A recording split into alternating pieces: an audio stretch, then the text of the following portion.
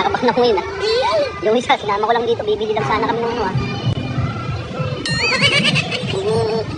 Dami sa siya. Pero hindi ko makita kung nasaan.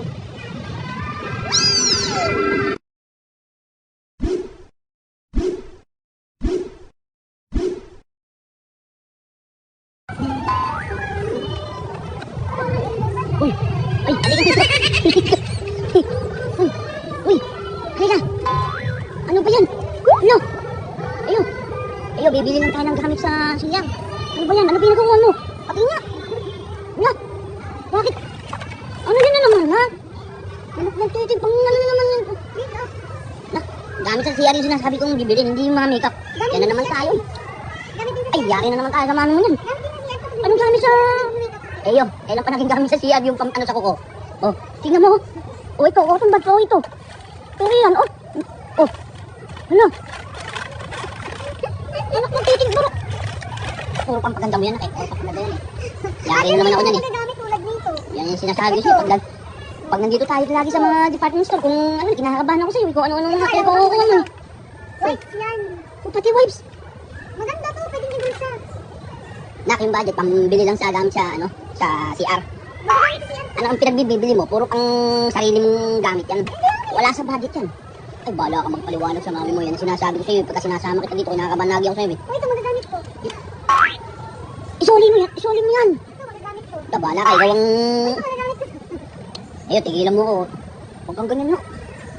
Tigilan mo kasi, hindi naman yan pinabibili sa atin ng mami mo yan. Dali na, ganda nga ako, magagamit ko.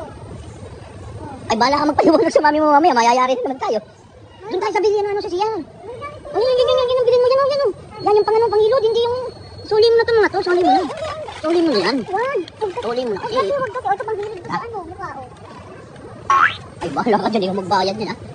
Bahala ka dyan, ikaw magbayad. Ikaw magbayad. Wala akong... Nakalit na ako. Bayaran mo yan. Bahala ka sa buhay. Lalabas na ka ng gate. Bahala ka dyan ha. Nani? Okay, ayun yan, wala tayong pera. Alam may dala tayong pera, kuha na kuha. No,